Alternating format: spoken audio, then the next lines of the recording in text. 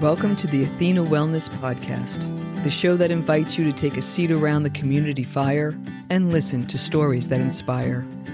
I'm your host, Kathy Robinson, author, coach, and founder of Athena Wellness, a company that's dedicated to supporting you as you create your next chapter, turning life transitions into transformation. Before we get started, I wanted to mention that I have a new free resource.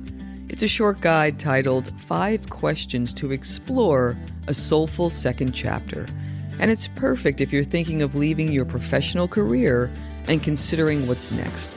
You can download it at athenawellness.com/reimagine, and I'll also put a link in the show notes so you can check it out. Hello and welcome, friends. Thanks so much for joining me. Let's continue our midlife coaching conversation series inspired by a student who asks, "You always talk about living from the heart. What does that mean and how do I do it?" Last week, we laid the foundation. We defined what heart-based living means, gave examples, and talked about how it could be a powerful antidote to some of the challenging times we're living in. I wrapped up that episode with my own realization that this series is ultimately about hope, and asked you to hold the possibility that by being true to yourself, your life will thrive and you'll be able to create a positive future for yourself, those you love, and your community. Today, we'll explore ways to gently transition to heart-led living in ways that won't upend your current life, but will enhance it. We'll talk about how to experiment with this way of life and, most importantly, how to trust your heart. Here we go. For many professionals who have been in the game for a while, in order to make sure we get it all done, life can go on autopilot and be guided by logic and reason. It can seem natural to analyze and strategize until every decision is based on hard evidence of what we should do. This is an approach that served most of us, myself included, very well for many years. But as we discussed last week, there's another way to live our lives. By listening to the voice of our heart and being open to intuition. As I previously noted, intuition is merely a sense of inner knowing without logical deduction. Am I feeling hungry or not hungry? Am I rested or do I need sleep? You innately know the answers to these questions. That's a form of inner knowing. We concluded last week with the purpose of heart-led living, which is to give you a sense of agency and empowerment with the potential of broader change. I hope you agree that it makes sense to incorporate heart-led living into your life, but how do you begin to make the transition? I know it can feel daunting to overhaul how you live. What I'm proposing is not a dramatic U-turn from your current life. It's about incorporating more connection, meaning, and purpose into your life today by developing a deeper relationship with yourself. To help you get started, we'll be covering the transition process and diving a bit deeper into 3 topics: self-awareness, experimentation, and trust. First, the transitioning process. It's been said that the longest journey you'll ever take is from your head to your heart, and I've certainly found this to be true. It's also been the most meaningful journey I've ever experienced, and it keeps getting better. Deep transformation occurs when you agree to travel that road. Along that path, you'll confront all of your ingrained patterns of thought and behavior that once served you well, and you'll have the opportunity to rewire them one by one. You'll face your inner skeptic who'll initially want to override your emerging gut feelings, but in no time, you'll begin to understand the language of your heart and its subtle messages.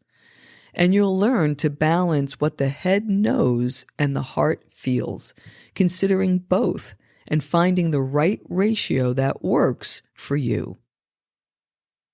The initial stages of the journey can be especially challenging, filled with confusion and doubt.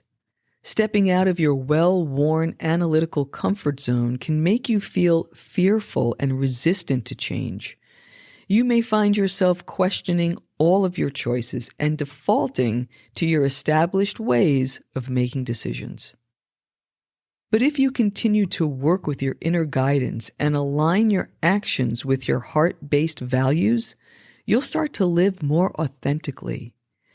While the disruption might feel a little turbulent at first, your life and relationships will begin to thrive in ways you haven't experienced before, and there'll be no turning back.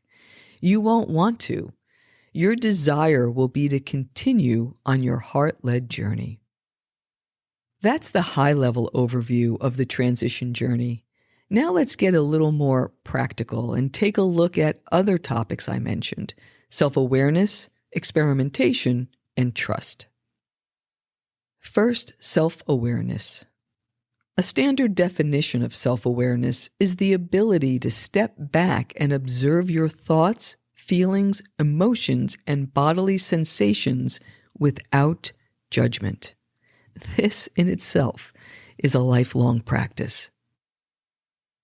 Going a bit deeper, back in the 70s, psychologists Shelley Duvall and Robert A. Wickland, in their Theory of Self-Awareness research paper, stated this, quote, "Self-awareness is the ability to focus on yourself and how your actions, thoughts, or emotions do or don't align with your internal standards. If you're highly self-aware, you can objectively evaluate yourself, manage your emotions, align your behavior with your values, and understand correctly how others perceive you," unquote. What I love about these definitions is there's a nice balance of head and heart reliance.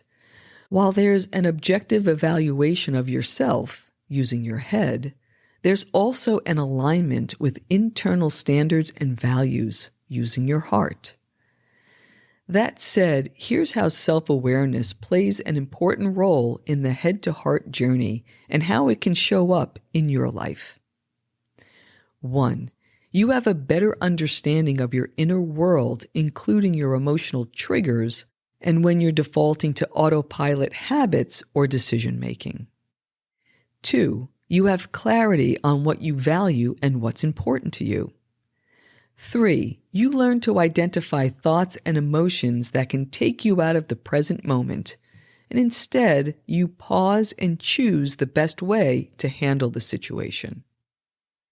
4. You discover the language of intuition and how you receive innate insights. And 5. You enjoy experimenting with heart-based living practices and build trust with your intuitive guidance as a result. So how do we begin to transition from relying on our logic to trusting our heart? We'll talk about specific practices in an upcoming episode. For now, you'll want to find ways to recognize subtle intuitive cues in your field of awareness. And in order to be open to this shift, I recommend finding a way to quiet your mind that works for you. I recently heard a great quote, and it was this: "Stillness is the access point to acceleration." Over the last few years, as I've worked with the Type A to Type B method, I've found this to be true. But at first, it was such a curious and unfamiliar concept. By slowing down, I can be more effective? The short answer is yes. And now it's my practice. And the more skilled I get at quieting my mind first thing in the morning and revisiting that space throughout the day, the quicker things fall into place with less effort. And no, you don't need to meditate and you don't need to journal unless you already do those things or there are practices that call to you. You also don't need to spend a lot of time doing this. I enjoy 10 minutes when I wake each morning being in the quiet of my heart space. And if I'm feeling overwhelmed or I find myself pushing too hard during the day, I'll briefly pause, breathe, and realign myself by coming back to this heart space. We're going to explore how to experiment with this, but here's a pro tip before we do. In the beginning, it's best to practice this when things are going well, when you're in a good headspace. Don't wait until you're in great need to give this a try, if at all possible. And what you're looking to do is simple. Note the times when your heart feels peaceful, expansive, or intrigued. This is what heart-led living feels like. For now, all you need to do is notice the shift and how it feels different. Now let's take a look at experimentation. Heart-led living is a continuous journey of discovery. And a fun way to embark on this journey is through experimentation, a process of trying new things in a safe, exploratory way. Start small with incremental shifts in your daily routine to see how they feel and if they resonate. Reflect and modify as needed, and over time, you'll have an approach that's custom-made just for you. Here's how experimentation can help you transition from living from the head to the heart.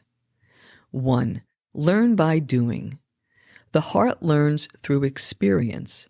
So the best way to see what new practices, activities, and opportunities fulfill your heart's true desires is by trying. This approach is also how buried passions are discovered. 2. Gather intel. Experimenting is a great way to gather evidence of how you're connecting with your intuition. When something works well, you'll know you're on the right path. And if something doesn't work as intended, you can adjust and try again. What did you learn as a result? 3. Change the equation. Instead of relying on data and logic to make decisions, try asking this question. How does this decision make me feel and why? Taken a step further, as you imagine the possible outcomes of the choice, what's the emotional impact? 4. Reframe fear. At some point in this journey, fear will inevitably make itself known as you step out of the comfort zone of your logical mind. Acknowledge that it's surfaced and view it as an opportunity for learning and growth. You can also explore that feeling a bit more. Is it truly fear, or are you feeling anticipation or excitement for what's ahead? Have fun with experimentation. It's the bridge to living a heart-centered life, inviting you to try new things and integrate the learnings. Which leads us to our last topic, trust. To fully transition to heart-led living, you'll need to develop a trusting relationship with your intuition. We've talked about how to build your self-awareness and how to experiment, but the only way to rely on your inner guidance is to trust it. And there are two parts, trust in your intuition and trust in yourself. Let's take a look at each. Trust in intuition. It's easy to follow the whispers when they make sense, but difficult when there's no clear logic. The trust comes in recognizing you're being led by your emotional response, such as feelings of peace or expansiveness, along with the knowing that it's the right thing for you. Trust in yourself. Confidence comes in following your inner guidance, even when it runs counter to expectations or societal norms. Start small, but know the more you take responsibility for your own well-being by following your heart, the more you'll be able to embrace the unknown and take your life to heights that you can't logically imagine. These two elements of trust work together to create your unique inner compass that will guide you toward a meaningful, passionate life where you release logical outcomes and trust the journey as it unfolds. When you can do this on a regular basis, you invite unexpected opportunities to emerge, utilizing the stillness for acceleration. As we bring this episode to a close, I'd like you to consider how you can begin to listen to your inner knowing. Experiment with these 3 suggestions. 1. Find 5 or 10 minutes each morning for quiet contemplation where you can just listen and see what surfaces for you.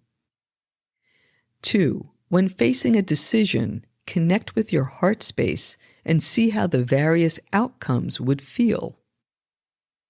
And 3, note the surprising whispers, especially ones that feel curious, unconventional, or exciting. While we focused a lot on connecting with the heart in this episode, it's the conversation between your head and heart that creates a balanced life.